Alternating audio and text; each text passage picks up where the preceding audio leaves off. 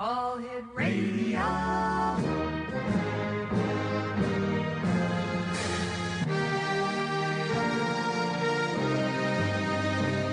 Welcome to the X Zone, a place where fact is fiction and fiction is reality. Now, here's your host, Rob McConnell.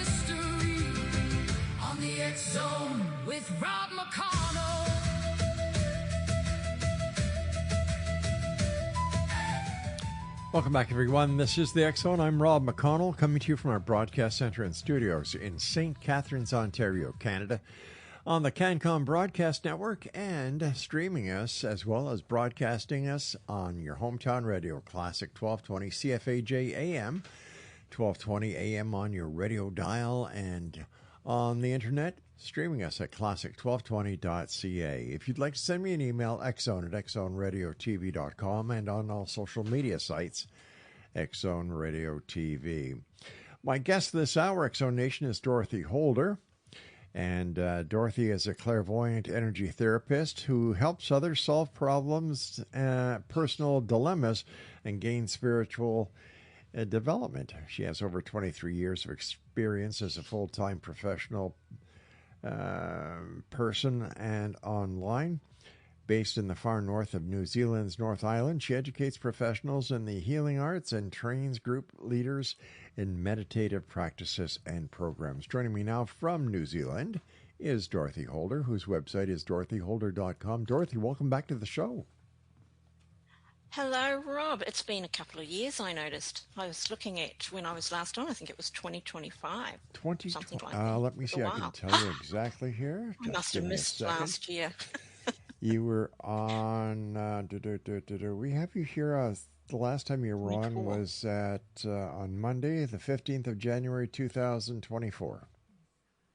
There we go. A couple of years. I missed last year. Yeah. Just 1 year I missed. There you go. So how are it's you? Like recalcitrant Kiwis. I'm very good, and I was going to ask you that too, but I thought, save it for the show. Yeah. How are you? It's been a while. It's been a while. I'm just doing great, thank you. The show is growing. Our audiences are growing. These topics are getting more involved, you know, with quantum physics and all the new talk about the Disclosure Project, UFOs, hunting, ghosts, Bigfoot. You know, things never change here in the X Zone except get stranger, stranger, stranger, and stranger. Stranger and stranger. The thing is that the mystery remains, right? There's this whole sort of area of life or side of life, if you like, that just seems to stay just out of focus, just enough that we have to keep hunting for it. What happens is that you find the answer to one question, but as soon as you find that one answer, 30 or 40 more questions pop up. So it's a never-ending cycle. It's true. But that makes it also very interesting and exciting, right? The exploration is the goal, not the so-called end game, if you like, because if it's the rapture, we don't really want to go there. Yeah, that's true. Dorothy, for our listeners, Not in this lifetime. Not this lifetime, and who knows how many you've already lived and how many more you've got to go. Exactly. Dorothy, for the listeners who may not have heard you the last time you were with us, going back to 2024, what first awakened your interest in spirituality and intuitive development? I was miserable. There's no other way to put it. I was miserable. I'd done a lot of drugs, I'd done a lot of booze, I'd had terrible relationships. And one day, I think I would have been embarrassingly 34, 35. I had a couple of kids and I was like, this surely can't be what it's all about. It's like, come on. So it started really with what I teach now. It's the developmental phase of that was to go and I trained in Hypn, which is Egyptian healing. Mm-hmm. And that opened up a big can of worms. It wasn't this blissful, isn't this marvelous kind of experience that was being touted around Auckland at the time. It was very much a dynamic that was horrifying, and there wasn't a lot of support for that side of it. There was more like, but you should be feeling great, and aren't angels speaking to you? And it didn't really reflect the reality of self-development. When you're coming from quite a low space, you have to deal with what is emotional retardation, really. There's all of those years of drugs and alcohol meant I hadn't really dealt with anything. And so they all came piling in at once I started working in the energy side of things and looking for answers. I've got to say, I'm terrible for asking the unanswerable question. It's like a lifelong habit. Tell me more. It's like, it's more than I wanted to know. Thank you. Let's go. So it's what drove me in, and it drove me in heavy and hard because I was feeling like in my mid-30s, this is embarrassing now, and it's actually 30 years, not 23. I've got to update that. But it was embarrassing that I was so old when I started realizing that maybe I wasn't doing things correctly. It wasn't the universe chucking bad stuff at me. It was my decisions and my habits and my beliefs and basically my anger or resentment that put me where I was at that stage. But while you were doing the drugs and the booze, you were having a good time, right? Well, that's the truth, that I wasn't. And that's, I think, the thing that, it's all very well if you go to a party and have a few drinks, that can be fun. But I was being beaten up by a partner and another partner after that, and a lot of cheating going on. And no, it wasn't fun. It was very emotionally distressing. Then why did you keep it up? Well, people talk about addiction, but I've got funny thoughts on that now because I stopped so quickly. It's like as soon as I wanted to stop, I stopped. And then I had to look around me and see the mess that I'd created, which I had. And that was for my young children as well. I was looking at them and thinking, oh, you poor things, you've had to put up with me. And that's sort of the hard part. The hard part is stopping and looking around and seeing what you have done to your own life and those of people around you. So what was the defining moment in your life that set you on your spiritual path? Did you hear that big sigh? Is there just one? So I could say it was the time when my partner walked over with my 3-year-old daughter in his arms and punched me in the face. Would that be too bald? Because that happened. And I was totally shocked, not because he did that, he was violent, but because he did it that way and with her in his arms and at a neighbour's house. And I just thought, this is a big fat no. And so I came home. We were living in Australia at the time. So I came home and sort of ran into the arms of my older sister, if you like, and I just thought, well, if I'm going to do this, I better do it right now because I'm getting old. I'm embarrassed to say that at 37 or 38, but I felt like I was getting old, and my life was exactly as it was when I was 17 and 18, really. Did you call the police and have him charged? No. Oh, why not? Well, there's a few reasons. In Australia, forget it. It's just too hard. In New Zealand, there's an auto charge for partners that beat up on their wives. But on the one time the neighbours called on him, they took him away and they said to me, we can put him in jail and he won't be able to get out for a few days and he'll have to see somebody. And I was nodding my head, and then a policeman walked in, and you're already distressed, and he walked in and he says, well, he's very contrite, so maybe we should leave it this time. And So you do, and then you move on. So I haven't got good reasons for it, but there are women and people who live this in the world, and it's very easy to say, why didn't you do this and why didn't you do that? I'm never going to say it was because I loved him, because I'm sure I can't have. And I know that's the answer many give, but I think it was more, I just felt hopeless and helpless. Well, I can tell you firsthand experience as being a police officer. We'd respond to a husband and wife or partners fighting, and as soon as you were to arrest or put one in handcuffs, the other would automatically turn on you, and it was crazy because something kicks in at that last moment. I've seen and heard that as well. I'm not sure that I would have gone down that track exactly, because I was not in my head. I'm just telling you, lock them up. But I think there's an awareness of repercussions for the woman if the husband comes out the next day as well. So I think it's a very complicated scenario for police officers. And I don't think that the laws are strict enough when it comes to how the system protects women. Well, I think certain countries do try hard. It's just, as you say, sometimes the women turn around and become the defender of the offender. Yeah. And then they've got kids. It's very difficult. I know very early on when I had a client come to me who I knew had been mistreated, and I learned very quickly, you just don't tell the girl to leave. You just don't. They're just going to get up their defenses. And so I took the tack of saying, well, this is what I see if you stay. Yeah. No, but what I'm also saying is that there is no support for the woman, because like you said, the guy is going to get out the next day or a couple of days and then just beat the living snot out of the woman. And she's got her family to think about, and there's not enough support. And I've been one of the biggest advocates for changing this part of the law. So we are in different countries, Rob. Yeah. So in New Zealand, if I'm beaten or if I'm scared of my partner, I will actually have 3 or 4 men sent around to move me out of my house and put me in temporary housing. Oh, that's good. But people don't use it. There you go. They wait till the last moment and they're in fear of their life maybe before they use it. There's a bottom line for whatever reason that certain women allow themselves to go for. And I'm going to qualify all of that by saying my mum was an incredibly violent woman as well. We were treated quite harshly as children. Son of a gun.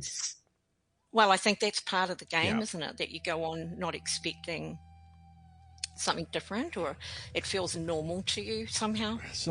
You and I have to take a break. Please stand by. X Zone Nation, our guest this hour is Dorothy Holder. Her website is dorothyholder.com. This is the X Zone. I'm Rob McConnell. Dorothy and I will return on the other side of this break. You're listening to us on the CanCom Broadcast Network and your hometown radio, Classic 1220 CFAJ AM, streaming us at classic1220.ca. Don't go away.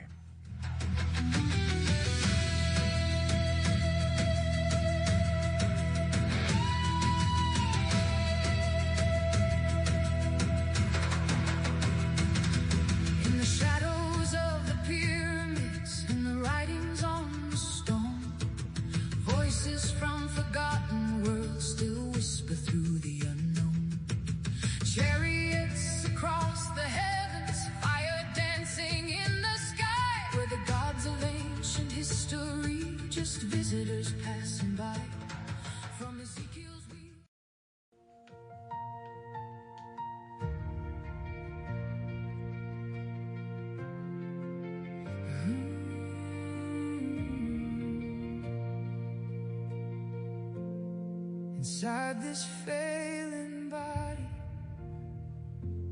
I'm still me. Morning comes before I'm ready, pain already at the door. Legs feel heavy, vision blurry, can't move like I moved before. I shuffle down another hallway, counting every careful step. Back and hips scream like thunder, but there's still fire inside my chest. They see the chair, the limp, the slowing. They see the naps I sometimes need. but they don't feel the silent battle or what it takes to simply breathe. MS has been my shadow soldier, marching with me all these years. And sometimes when the world keeps pushing, I break alone behind my tears. Inside this failing body, I'm still me, still a heart that loves so endlessly, still a mind that dreams at 3 a.m., still the same soul I've always been. I can still write, I can still create, still turn the microphone on late. This meat suit may be wearing thin, but the man I am still lives within. Dorothy Holder is my guest, Exo Nation, www.dorothyholder.com. Dorothy, how do you personally define spiritual awakening? Oh, that's another complicated question. Let's dive into the deep end right here, Rob. Sure. So it's not easy for anybody. I think one of the biggest issues facing somebody who needs to develop themselves is choosing the best way to do that. And often it starts by getting readings, and then they will either evolve that into, oh, look, I've got options in front of me if I make a choice here or there, to, you know what, I want to improve how I make my choices. I want to improve how I feel every day. I do get a bit disturbed with the abundance still 30 years later of the reward transactional spirituality that's being sold out there. You do this, you deserve it. And I'm like, well, it's a bit tougher than that. A person has to claw their way back into their lives as a driver, as a person in the driver's seat. And it's painful and often very difficult. And so for me, I would always say, if you start with foray into an energy awareness and opening up, which can help clarify your thoughts, especially if you've been having long-term bad habits, shall we call it that? We're not supposed to say the word bad, but they are bad habits and they're just continuing. Hypnotherapy is a great way to just cut to the chase and cut through that stuff, which is why I trained in it. It's like, yeah, okay, it helped me, and it helped me very quickly in an area that I felt I couldn't change. And believe it or not, that was just smoking cigarettes, and I've never wanted one since, never thought about it, not interested, not worried about it, not angry about anybody that does it. So I thought, well, that works really well. And I went and trained in clinical hypnotherapy. But my purpose there was more about, we have these things, like I mentioned, my own experiences early in life. We have these things that set us up to have a particular type of belief about love, relationships, who we are in the world, what our role is in the world. And it can be very damaging, even if it seems sort of positive, I guess. You've got families that set their kids up to compete. We've got narcissist parents. We've got parents on antidepressants. We've got a lot of stuff going on there. In my case, alcohol and drugs that my kids had to deal with when they were young. And I can remember making sure that I made an apology to them too, by the way, when they were still very young. You know what? Everything you've lived to now, my fault. We're all good. We're going to work it out, because we don't admit that to the people around us either, that we caused their problem for a while. Mm-hmm. So I think it's really defined for me as a never-ending journey once you start it, but it's defined by the willingness to be a happier, better person. I've got a statement that I make all the time. It's like, you can be the best version of yourself, and the best version of the self is the self you like the most. That's it. It's not perfection. It's not somebody else's life. But you like yourself when you make good decisions. You like yourself when you behave in a way that you feel meets your standards and your own values. And you don't like yourself very much when you don't. So there's a scale there. Yeah. Why do you believe so many people today feel disconnected from themselves and others? I think there's a lot of pressure to be perfect. There's a lot of pressure to have a mental health issue rather than to be responsible for what you are saying and doing. I think there's a lot of pressure to be spiritual. There's a lot of pressure to be the person working on yourself. And so people start fulfilling a role, and to fulfill the role, they have to act, and to have to act, they can't be themselves. And I do believe that the most innate desire anybody has is to at least have a couple of people that they can just be themselves with. In fact, in successful relationships, you'll hear that, won't you, quite a lot. They'll say, I can be myself. We're true friends because I can be myself with this person. What role, in your opinion, does intuition play in our everyday lives? Well, everybody's got it. Everybody listens to it.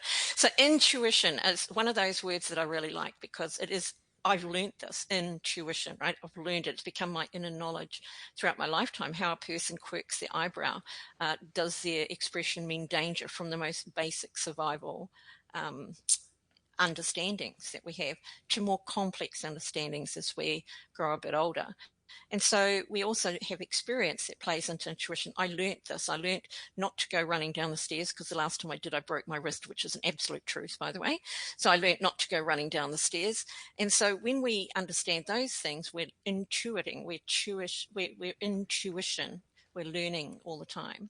And good intuition is a person who uses that, and everybody's got it. When we choose to pay attention to it. We all know when we're getting into something and we say, I'm not sure if I should do this.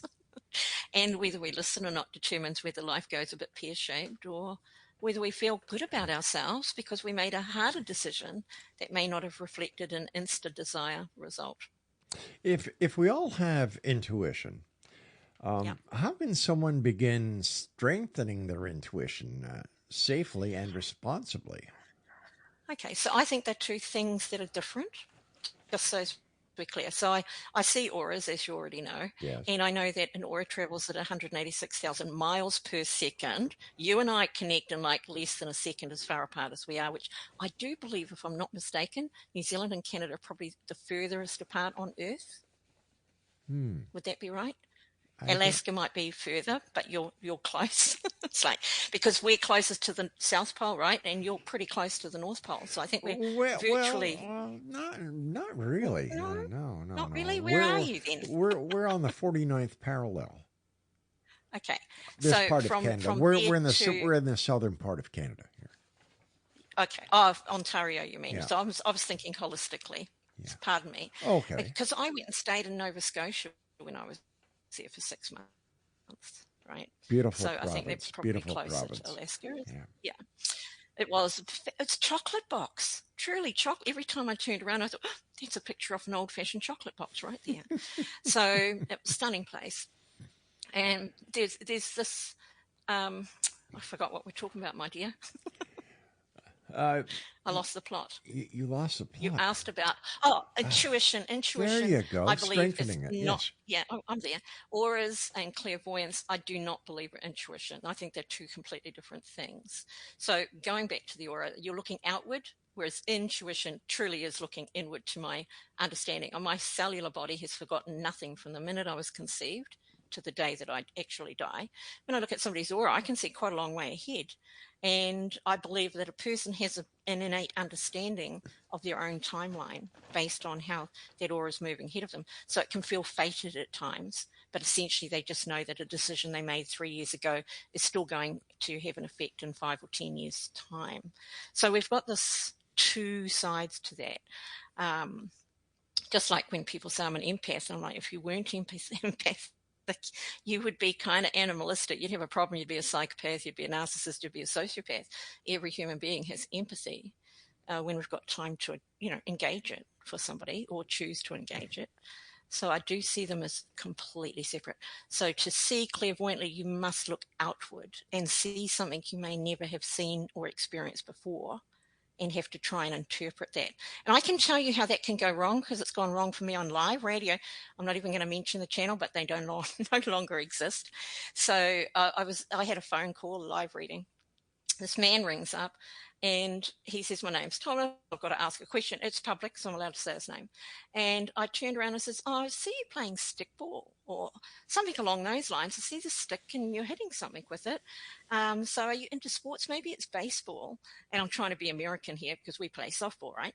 So anyway, so he responds to me like, no, I'm in a wheelchair and I've got MS and I don't play any sports at all. I felt really terrible. And then I started laughing. I think it was hysterical laughter. I start laughing. And in the end, I said, you better tell me why you called. And he was calling to see if his wife was going to leave him or not. And so I laughed harder. I just lost the whole plot. But later on, when I moved on to the next person, thinking, well, that was a massive fail. Nobody will trust me for anything ever again. Somebody jumped into the chat and said, talking about cryptozoology, he was a Yeti hunter. And he would take sticks out of apple or pear trees, and he would hit trees with these sticks, you see. And because his mind was so on his marriage and struggling with his emotions, he didn't pick up on the stick word. And because I didn't understand it at all, I went straight to sports. So you're looking at something you can't comprehend, and so you don't have intuition about what it might be. Does that make sense? It does. It truly does. I so love it when it makes sense. Yeah. The older I get, the more important it is. I find that most of my guests always make sense. Fantastic. Jolly good show. Pardon me. So. Yeah. So I see them as different experiences. And for a person to train to become a professional is a little bit different. If they want to play around, cool, have fun. But if you want to become a professional, you need to be able to look out beyond your own experience, beyond your own life, into what somebody else's life and somebody else's experience might be. And I've got to say this without judging that. Like, you know, you can't be looking at it with a jaundiced eye based on how you would feel or how you felt if it happened to you in the past. So it's a very clinical attitude that I've got to it all. And so a person who expands energetically is going to get there pretty fast, probably a couple of years, 5 years. It's not a 3-month wonder and a couple of attunements. It's a bit more than that. There's also understanding how to talk to people who are in genuine pain, you know, and having difficulty, and not just try and make them feel good because your empathy wants them to feel good, which is nice, but it's not helpful. So I'm brutal. I'm truly brutal. So that means you're honest and you really do care. It's true. Yeah. Yeah. I don't believe anybody's ever been helped by being misled and pacified, ever. Because if you're in pain, you know you're in pain. Oh, you know, if sure you're do. struggling, you know you're struggling. If you need help, you know you need help. And you're not going to get it from somebody who can't, one, be honest with you, but also identify where that help is required. Dorothy, stand by. We've got to take our break at the bottom of the hour. Exonation, Dorothy Holder is my special guest this hour. And if you'd like to find out more about Dorothy, please visit her website, www.dorothyholder.com. This is the X-Zone on the CanCom Broadcast Network and your hometown radio, Classic 1220 CFAJ AM, streaming us at classic1220.ca. Legs feel heavy, vision blurry, can't move like I moved before. I shuffle down another hallway, counting every careful step. Back and hips scream like thunder, but there's still fire inside my chest. They see the chair, the lens. In the heart of the night, where the shadows play, on the X-Zone we gather, come what may, with Rob McConnell guiding us through the dark, searching for truth hidden, igniting the spark. Whispers of spirits, both gentle and bold, tales of the ancients in the stories retold, from haunted old houses to the echoing halls. We seek the unknown where mystery calls. On the X-Zone radio, where the truth finds a way through the stories of ghosts that wander and sway, inviting the seekers, the wise and the brave. Join us each episode, let the curious say. Dorothy Holder is my guest this hour, X-Zone. Her website is dorothyholder.com. What are some of the most common misconceptions that people have about spirituality and intuition and reading auras and all the wonderful work that you do? Well, I'll address the aura bit first, shall I? Sure. The biggest misconception is that it's a spiritual anything because it's a physiological and measured reality and has been well known, tested, well, since the 1980s, somewhere in there. Fully measured in the early 90s, recorded. There's even a National Health page about biophysics and biophotonic emissions, which is the aura, its proper name. And so the biggest misconception is that assumption that it isn't your cells emitting this light, because it is. I can remember, you know what, when I was young, don't get me started because you know what I'm like, you have to call me in later. I was years ago watching them test eels, you know, moray eels or electric eels, I think they were. And they were talking about their cells. And I can remember as a young person thinking, what has an eel cells got to do with human medicine or energy, not healing, sorry, but medicine and bodies and physiology.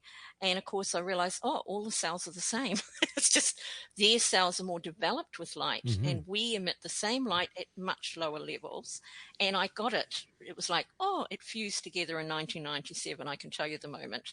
And so it was one of those very interesting things. So I thought we needed to lift the spiritual bar just a tad because we were putting physiological realities into a spiritual zone. And I see them as the same but separate, right? And so if we're looking at the body, the energy therapy excites those particles, excites the cells, excites the motion of energy through the body, and excites the biophotonic emissions and movements, because I can see them change when I'm working on people, then it means something's actually happening in the body. And I think if we are looking at a spiritual development, the chances are we will have a physiological response if we're actually doing the work.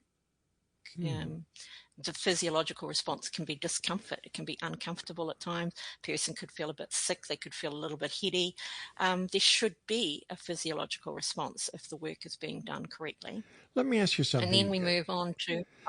sure. Let me ask you something. How is it that you can read auras when just by talking to somebody on the phone? Or how do you do it? Light travels at 186,000 miles per second. It sounds like I'm harping on, but that's how fast light travels. So you aren't talking to you and I are not on opposite sides of the world, right? When you think of it this way. So as light is moving that fast from your cells, your body, to me, and vice versa, that doubles the speed, right? Like a head-on collision. Wow. So if I'm focused just on you. So if you were just to focus on me right now, what can you tell about my aura?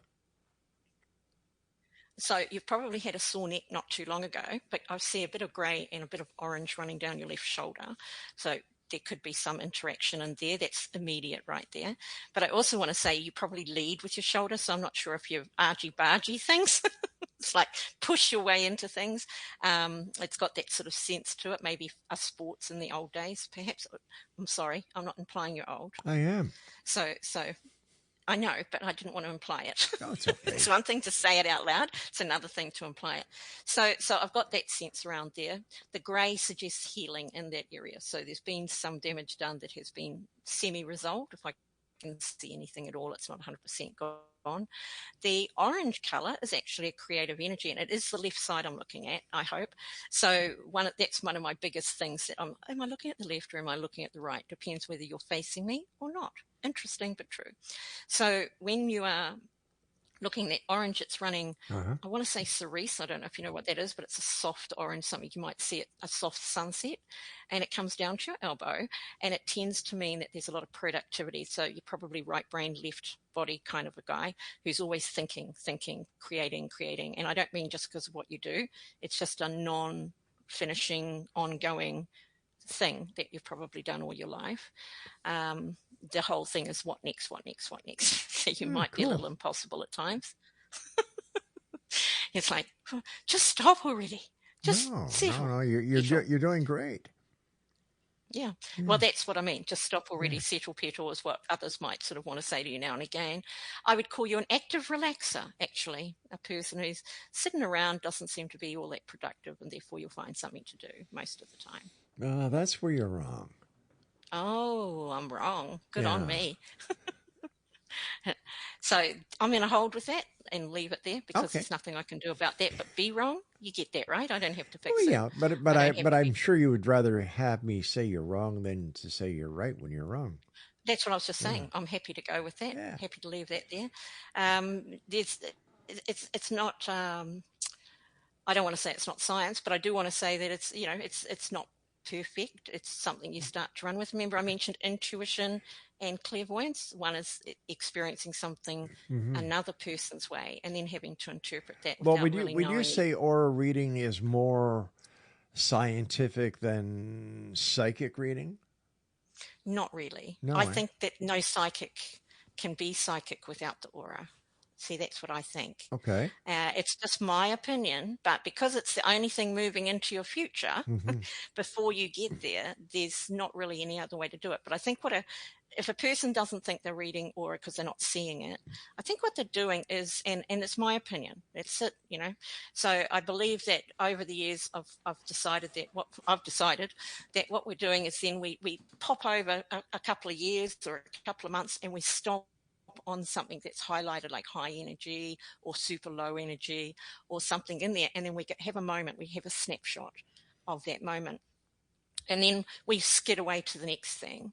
But essentially, when I talk about auras, it's not just your color leaving in front of it, it's your life heading off out in front of you, because your being is moving into that future, so your whole being is moving there. One of my other embarrassing moments, and I've had plenty, because when you do live work, when you do things that people can listen to, if you don't make mistakes, you're not real. That's where I'm really at, especially in a modern world when people look people up on Facebook, right, and look them up on social media before they do a reading these days. There's this moment where I was reading as a platform. Do you know what platform reading is? I think they call it gallery reading now. No, I don't. Oh, you stand up in front of a whole lot of people. Oh, okay. And you scare yourself silly because you're going to do this public speaking thing and you're being a clairvoyant while you're doing it.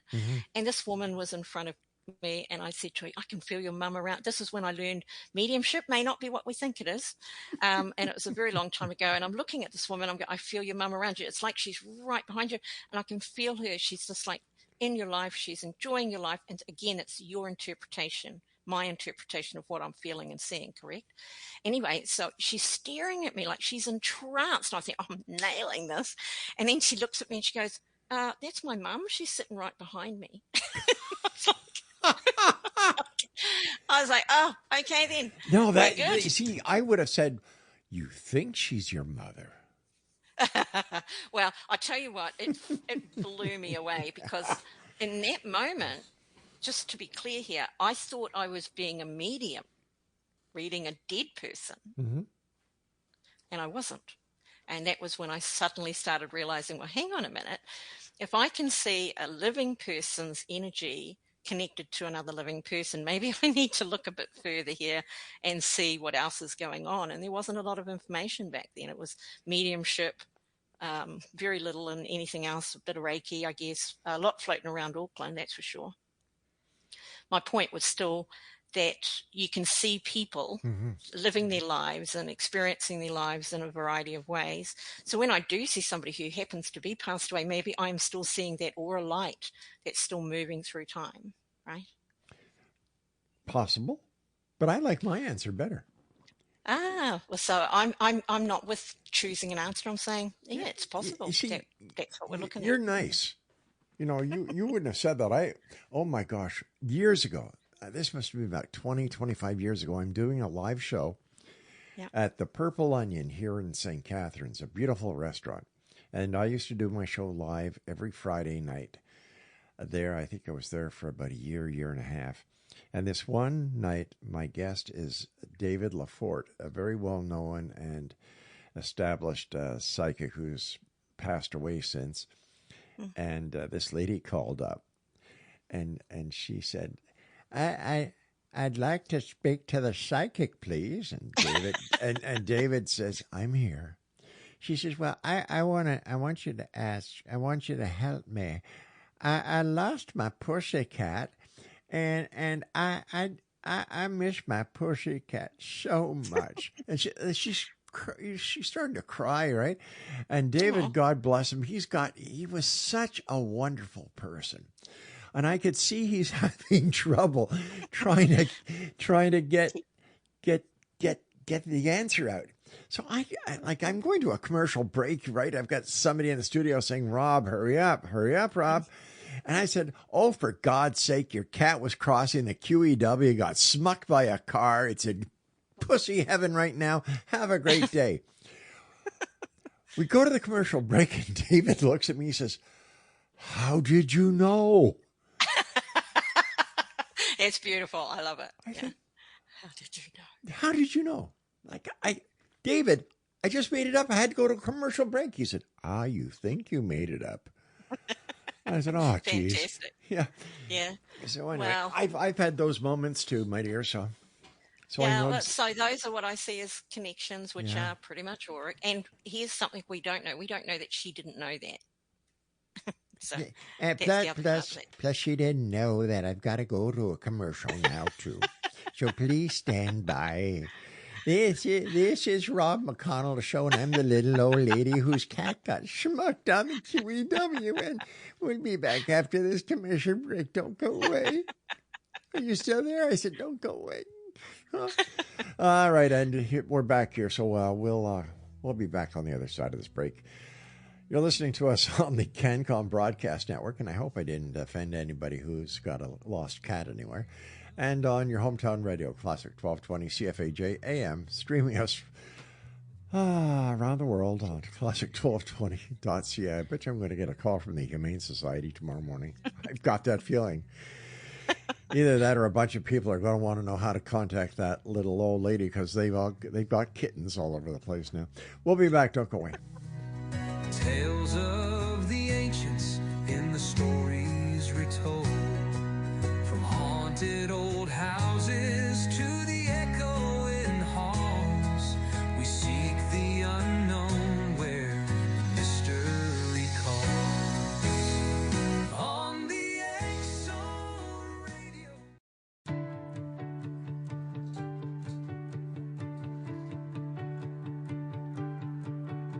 From Buffalo streets to the New York lights, a mind on fire burning so bright. He walked with legends, hand in hand. Michael Jackson, John Mellencamp, Billy Joel sang, Prince played his part. ZZ Top rock straight from the heart. Through every note, through every tune, the world was changed by Howard Bloom. Howard, the man who invented the 6 days. Your voice echoes on through the decades of history. From music's great halls to the books that you write, you turn the dark into radiant light. Howard, your spirit will always shine through. A brother, a mentor, a friend, tried and true. Author of galaxies, bold and profound. Stories of cosmos, wisdom unbound. From Woodstock's dream to today's new. Dorothy Holder is our special guest this hour, Exo Nation, www.dorothyholder.com. Dorothy, based on the work that you've done over the many years that you've been helping people out, why do so many people search for deeper meaning during times of personal crisis? Why don't they prepare for those personal crises so that when they happen, they know what to do? I think it's about the desire to know something. So when there's a personal crisis, a person wants to understand, how did this come to be, or what can I do differently in the future? When everybody's trissy-la-laing along in their life and they're all happy, there's no need, is there? What do you want to look at? You don't need to make problems. It's like, don't go looking for something that isn't there. But when it does happen, I think the level where a person is at. Obviously, if somebody's got a habit of making decisions that don't assist them through life, that they don't feel, we're back to that, if they don't feel good about themselves, if they're not the best version of who they could be, they want to be that person. They want to find who is that person. And sometimes I think people are a bit scared to look, so it takes them a while to get there. They're like, what if I don't like me when I find the true me? And I see that quite a bit. Surprisingly, I was doing aura readings at an agricultural show. I'm pretty sure you guys have those too, right? Sure They're do, like yeah. huge. Yeah. Yeah. And I was doing aura readings, and these teenagers, they always break my heart a little bit because they'll walk up and they'll go, I bet I don't have an aura. I bet my aura is black. I bet I don't have an aura that's worth looking at. Surprising, boys and girls, by the way. This isn't just a girl thing. And I would always make sure I had a good look and send them away with a bit of spark or something.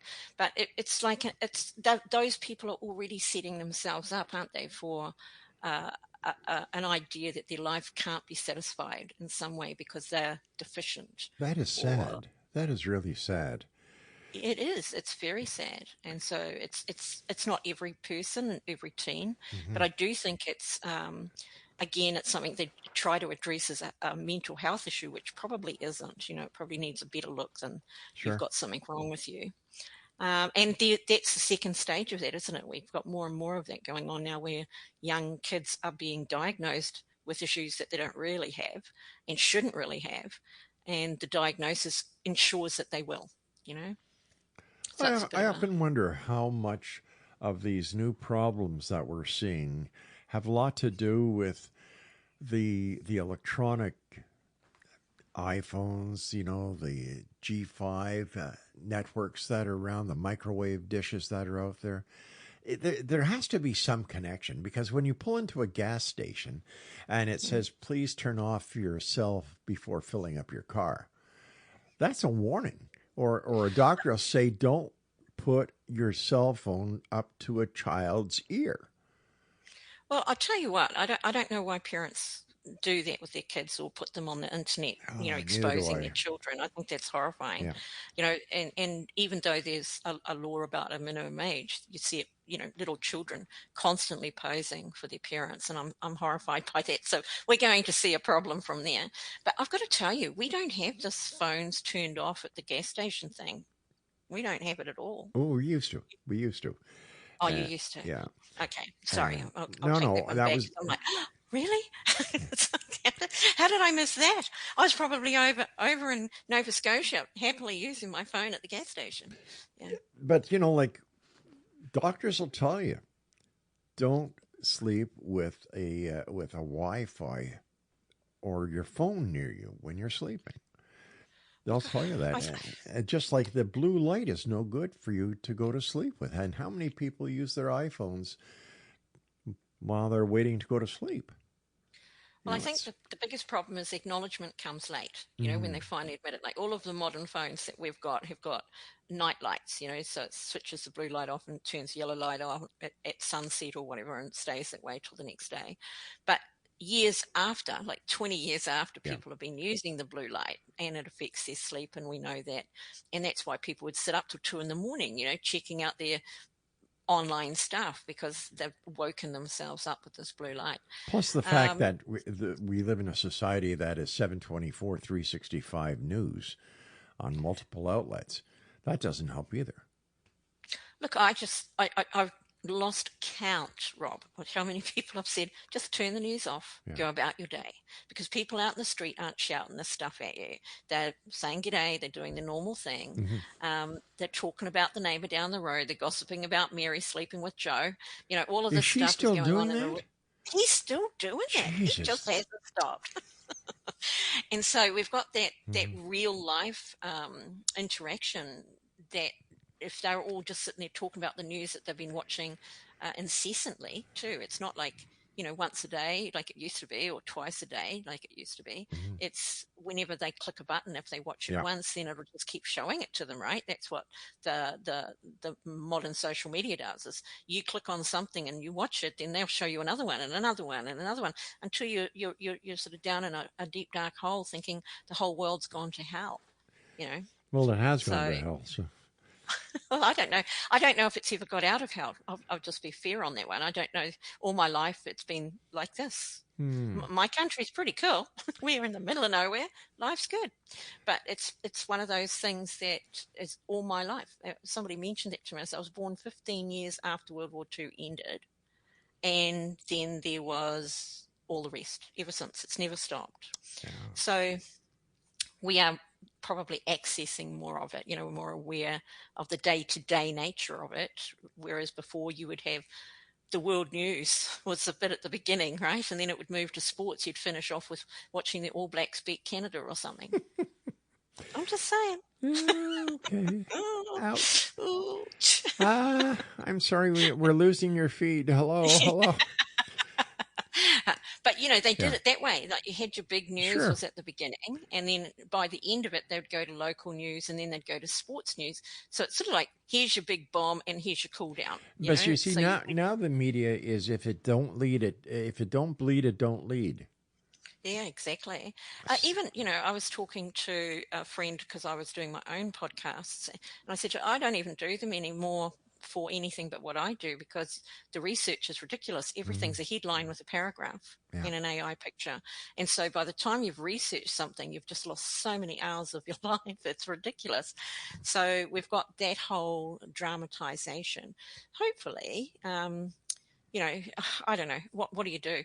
So I think having the devices isn't really the issue. It's a bit like, you know, you take a kid and you throw them in the city and say, okay, sink or swim, rather than designing a system that can work for people. It's how much money can we make out of you and how fast. That's right. That's right. Do you know, just a few years ago, there was a study done, I believe, by Oxford or Cambridge in England, and they found the most ripped off people, like on the internet, were under 35s. Really? And they were shocked because they thought they'd find us oldies, you know. It's like, no, we're not that trusting. That's It's right. like, no, we're going to double check. We're going to make sure it's safe before we go there. So there might be the odd rip-off, but it's the under 35s being, because they have peer-to-peer payments, right? Where a person can say, give me $1, give me $5. Isn't that true? I don't know. I haven't heard of that one. Games. The games. Yes. Not just games, but psychics are doing it. I'm just telling you right now. You've got Etsy psychics, like, give me $2 and I'll give you a reading. It's like the complaint's a legend, but they're paying it where I wouldn't. You know, I would think, maybe that's not going to be quite right. But on the other hand, if a psychic is doing $2 a reading and they do 3 readings an hour, and that's $6. And if they do 10 a day, that's $60. So, you know what? I would rather pay a psychic $2 than pay a psychic $125. Well, let's go back to that and say, but they're not psychics, right? The complaints are legendary. So there's a thing called AI, which used to be called a bot. So they've jazzed it up, but it's still bot technology. And people go in there and they go, here's your question, and then they just plonk that. It takes 2 seconds. Yeah. So anyway, I'm just saying that the rip-off agencies say under 35s are the ones getting done. There you go. What does that tell you? What does that tell you about our future? Well, it's a bit sad, I've got to say. But I think there's also that, that instant gratification is a problem. Like, it's a genuine problem, because who wants to work for something if they can't see a reward within a reasonable time frame? Or who wants to work for, you know, attainment of anything? If they, because what is it, the Japanese, it's 10,000 hours to mastery. 10,000 hours to mastery. Wow. And they honor that. And we had that too, right? Where you'd have a person go into an apprenticeship, right? For what, 3 years? Then they'd work with then master. And that's it. Yeah. They'd work with a tradie for a couple of years after that, and then they would become their own person in that. So 5 or 6 years down the track, that's kind of what you're talking. You're talking those numbers of hours of experience and practice, not just I learned it and now I am. So there's a bit of that going on. But I don't know. Again, we need to look at the real world around us and evaluate from there, not from social media, because social media comes and goes. MySpace, I'm still sad about that. I'm still sad. That glitter was great. Yeah, they were the ones with all the glitter and the messages, right? I had friends that used to send me glitter messages. Cool. That was cool. It was pretty cool. At the time, there was nothing else like it. It was marvelous, absolutely marvelous. So I don't know. I think it's more, we do need to look up and look around, and we do need to interact with people. I think my biggest advice in recent years when I've done relationship guidance is don't fight over text. That's just stupid.